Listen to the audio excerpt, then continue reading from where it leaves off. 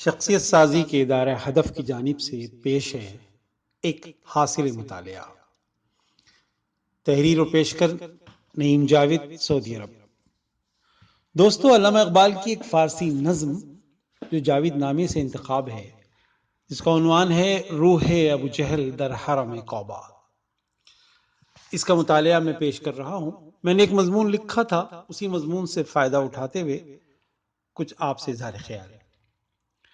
1932 میں علامہ اقبال کی یہ جاویداں ادبی تخلیق جاوید نامہ مشرق کی توانا شعری آواز بن کر ایوان مغرب کے ادبزاروں میں ہلچل مچا دیتی ہے۔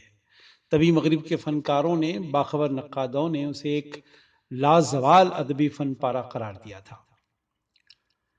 جاوید نامے کے بارے میں خود علامہ اقبال نے کہا تھا کہ اس کے اشعار جہان دیگر کا احوال رکھتے ہیں، جہاں شاعر مشرق کا طاقتور تخیل ایک ایسی جولانگاہ شوق کی بازیافت کرتا ہے جو دراصل معراج النبی صلی اللہ علیہ وسلم کا ایک تمثیلی سفر نامہ ہے۔ بقول اقبال، آنچه گفتم از جهان دیگر است، این کتاب از آسمان دیگر است۔ میں نے یہ نظم کا انتخاب اس لیے کیا ہے کہ نظم میں جو کردار ہے ابو جہل کا اور اس کی جو تمنائیں ہیں وہ بڑی معنویت اختیار کر جاتی ہیں آج کے دور میں، کیونکہ وہ تمام تمنائیں کہیں کہیں گاہے بگاہے ہماری صفوں میں بھی نظر آتی ہیں، اور ہم بڑے ذوم سے، بڑے دھڑلے سے اس کو ابو جہل اور خود کو مسلمان اور مومن کہتے ہیں۔ آئیے اقبال کے حسن تصور سے ہم آسمانی سفر کا ایک حیرت انگیز منظر دیکھتے ہیں، جہاں حرم کعبہ کے حدود میں وہی معروف دشمن اسلام ابو جہل کی روح پہنچتی ہے، حرم پہنچتی ہے، صحن حرم تک۔ ابو جہل کی دلچسپ الجھن کو سمجھنے کی ہم کوشش کرتے ہیں اور اس کا نوحہ سنتے ہیں جو اس نظم کا عنوان ہے، روح ابو جہل در حرم کعبہ۔ اس کا غم سمجھنے کی کوشش کرتے ہیں، پھر ان سوالات پر بھی غور کرتے ہیں جس نے اس کو، مین آف وزڈم اینڈ جسٹس، ابو الحکم کو ابو جہل بننے پر مجبور کر دیا تھا۔ 25 اشعار پر مشتمل اس فارسی نظم میں بنو مخزوم کے ایک سردار ابو جہل، جس کا نام تو عمرو بن ہشام تھا، جسے دارالندوہ کی سیاسی مجلس مشاورت نے اس کی دانش افروز سیاسی بصیرت کی سبب ابو الحکم کا سرکاری اعزاز بھی دیا تھا اور اس کے سیاسی شعور کی تصدیق بھی کی تھی۔ یہاں ان کے سیاسی اختیار کو سمجھنے کی ضرورت ہے عزیز دوستو، تاکہ بہت ساری باتیں کھل کر سامنے آ جائے۔ مکہ میں 2 سیاسی ادارے تھے دارالندوہ کے علاوہ، دارالعجلہ اور دارالاسرہ۔ ان کی حیثیت ذیلی سیاسی اداروں کی تھی، جبکہ دارالندوہ سب سے با اختیار سیاسی ادارہ تھا۔ اب اسے اتفاق کہیے یا نقل، ہند و پاک کی سیاست کے 3 مرکزی ادارے ہیں۔ ایک بلدیہ کے انتخابات ہوتے ہیں، پھر اسمبلی کے، پھر پارلیمنٹ کے۔ پاکستان میں بھی تقریباً کچھ کم و بیش ایسے ہی ہے، بلدیاتی انتخابات، اسمبلی اور سینٹ۔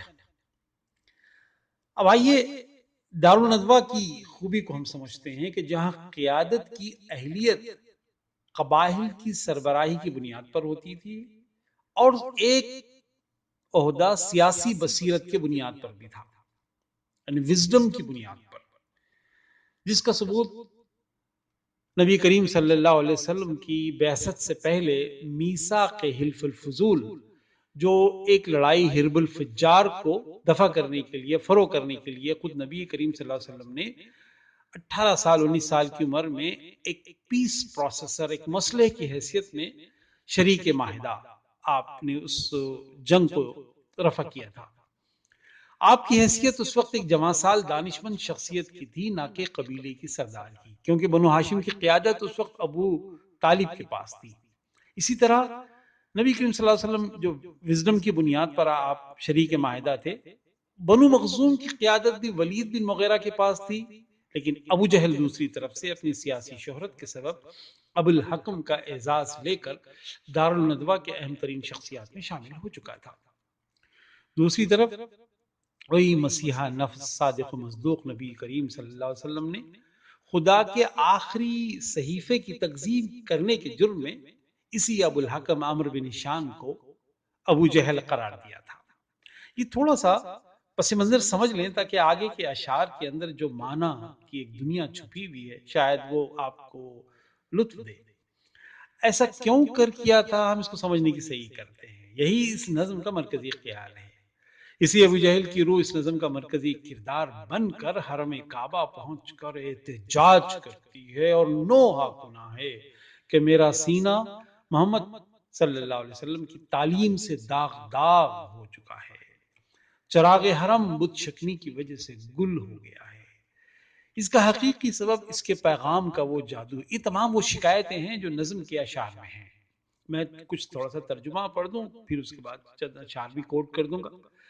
اس کا حقیقی سبب، ابو جہل کے جملے آ رہے ہیں، اس کا حقیقی سبب اس کے پیغام کا وہ جادو ہے جس نے پوری قوم کے ہوش اڑا دیے۔ اور حیرت تو یہ ہے کہ لا الہ خود ایک کلمہ کفر ہے جو انکار پر منحصر ہے، جس نے سب خداؤں کا انکار کیا اور پوری دنیا کو وحدت الہ کا عجیب و غریب پیغام دیا۔ اور مسلمانوں کی بے ذوقی دیکھیے کہ بے ذوقی کی انتہا تو دیکھیے کہ غائب خدا کو سجدے گزارتے ہیں اور حاضر و موجود شے کو غائب پر ترجیح دیتے ہیں۔ 3 شعر میں نے منتخب کیے ہیں، ابھی جس کا ترجمہ میں نے آپ کے سامنے رکھا وہی اشعار: سینہ ماں از محمد داغ داغ، از دم او کابرا گلشد چراغ، ساحرو اندر کلامش ساحریست، این دو حرف لا الہ خود کافریست، خم شدن پیش خدائے بے جہاد، بندرا ذوق نہ بخشد این صلات۔ اشعار کا حسن یہ ہے کہ اقبال نے دشمن اسلام سے دراصل اسلام کی دل نواز مدح کروائی ہے۔ اسی نظم میں ابو جہل کو آبا پرستی کے مٹ جانے کا غم ہے، قیصر و کسریٰ کے شاہی سطوت کے بکھر جانے کا دکھ ہے، فکر اسلام کی پیہم ضربوں سے لات و منات کے ریزہ ریزہ ہو کے ٹوٹ جانے پر غم ہے، حزن ہے، ملال ہے، خصوصاً نوجوانوں کے تازہ اذہان کا جانگداز فیصلہ جس نے صدیوں پر محیط اصنام پرستی کے دیو مالائی فلک بوس نظام کا ابطال کیا، جس کے ایک فیصلے نے پوری عصبیت کی دنیا معدوم کر دی۔ نظم کا دوسرا بند جو دراصل اس کا کلائمیکس ہے، جس میں شکایت کی لے تیز و تند ہو جاتی ہے، جس نے اقبال نے اشیاء کے ازداد سے اشیاء کے عرفان کا کلیہ رکھا ہے۔ میں دہرا دوں کہ جس تعرف الاشیاء بازدادها، جو ہم کہتے ہیں کہ اشیاء کی پہچان اس کے ضد سے ہوتی ہے، جس نے اقبال نے اشیاء کے ازداد سے اشیاء کے عرفان کا کے کلیہ کو نوحے کے احتجاج میں بڑے سلیقے سے چھپا رکھا ہے۔ ابو جہل کو شکایت ہے کہ اس مذہب نے اولاد آدم کو مٹی کی جڑوں سے اکھاڑ پھینکا، وطن پرستی اور ملک سے وابستگی اور اس کے وابستگی کو، اپنے وجود کے احساس افتخار کو آگ لگا دی، جغرافیائی تشخص کو ثانوی بنا دیا، زمین کا تقدس ملیا میٹ ہو کر رہ گیا، مکہ والے بھی محترم نہیں رہے، نسب کا اکرام غیر معتبر حوالہ بن گیا، علم الانساب کا سرمایہ عمل کا ثبوت طلب کرتا ہے، قریش کی اجارہ نہ رہی، خاندان قریش کی برتری کو خود قریشیوں نے مارز خطر میں گھسیٹا ہے۔ جیسا کہ ہم سب جانتے ہیں کہ خود ابو جہل اصلاً و نسلاً قریشی تھا۔ خاندانوں اور خانوادوں کی برتری ایک اضافی شے ٹھہری، اس کی وقت زیادہ نہیں رہی بلکہ ایک شناختی لاحقہ بن کر رہ گئی۔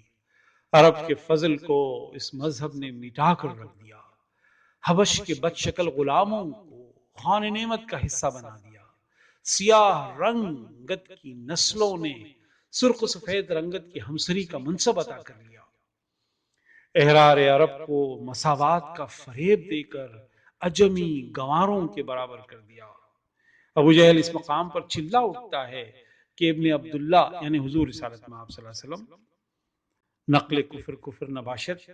اب میں ابو جہل کی تمنا میں جو شعری صورت گری اقبال نے کی ہے اس کے اور کچھ راست اشعار کا اردو ترجمہ پیش کر رہا ہوں کہ دراصل سلمان فارسی رضی اللہ تعالیٰ عنہ کے دام فرید میں حضور خود آ چکے ہیں، جس نے ایران کے مزدکی فلسفے کے سحر سے مساوات کا سور پھونکا اور عقل فریب برابری کا نام اسلام رکھ دیا، جس کے نتیجے میں ہمارے تمام سماجی تمدنی ادارے مواخات کی زد میں آ گئے. جیسا کہ آپ جانتے ہیں کہ جاہلیت کے دور میں 3 میثاق ہوتے تھے جس پر ان کی سماج کی پوری بنیاد تھی. ایک تھا حلف، دوسرا جوار، تیسرا ولا یعنی پیٹرنیج. بڑی کڑوی سچائی آپ کے سامنے رکھوں دوستو، جو ولا تھا جسے پیٹرنیج کہتے تھے وہ آج معروف ناموں میں کفالت کی صورت میں اکثر عرب ممالک میں جاری و ساری ہے، جس کا افسوس ہے، جس نے پھر ایک بار فاصلوں کی بنیاد ڈال دی، جبکہ مواخات کی بنیاد نظریے پر تھی، جس میں کہیں مزاجوں اور حیثیتوں کا لحاظ ضرور رکھا گیا تھا، لیکن اس مواخات نے سماج کے تمام فرسودہ طریقوں کے اثر کو زائل کر دیا تھا. ابو جہل اسی نوحے میں اسلامی فکر و تربیت کو تمام محرومیوں سے تعبیر کرتا ہے، کہتا ہے 2 رکعت کے فریب میں پوری دنیا آ چکی ہے. حقیقت میں اسلامیہ نے عرب و عجم دانش نور سے بیگانہ ہو گئی ہے. خود آل ہاشم نے عربی وجاہت و خاک اڑا دی. ارے کہاں وہ بنو عدنان کا نسبی افتخار، کہاں یہ کج لسان عجمی، اور وہ اخطب عرب و فصیح و جن و ان صحبان بن زوفر لوائلی، جس کی طلاقت لسانی کو فصحاء عرب نے سجدوں سے خراج تحسین پیش کی تھی. صرف داد نہیں دیتے تھے، اس کے اشعار پر سجدے گزارتے تھے. اور دوسری طرف یہ گونگے عجمی لوگ کیسے ہماری ہمسری کر سکتے ہیں؟ اسی نوحے میں ابو جہل شاعر عرب کو زہیر کو آواز دیتا ہے کہ تو اپنی قبر سے اٹھ کھڑا ہو اور شان عربی کے تحفظ کے لیے سینہ سپر ہو جا.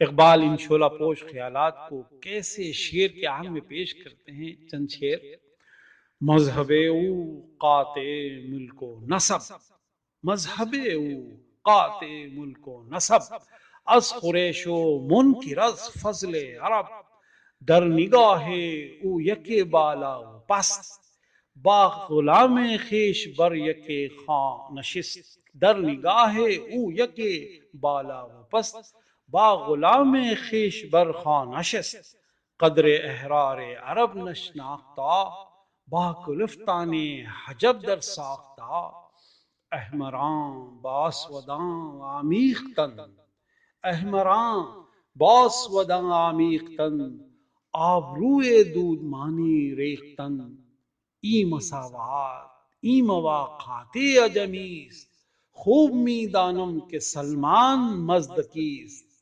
چشم خاصان عرب گرویدہ کار، برنی آئی اے زہیر از خاک گور.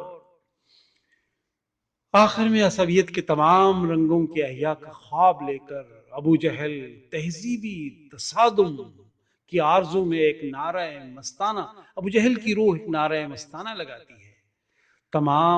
کہتی ہے کہ تمام یاران رنگ بو اٹھ کھڑے ہوں، ذات پات فرقہ قبیلہ رنگ نسل علاقہ اور خاندان کے علم سنبھال لیں.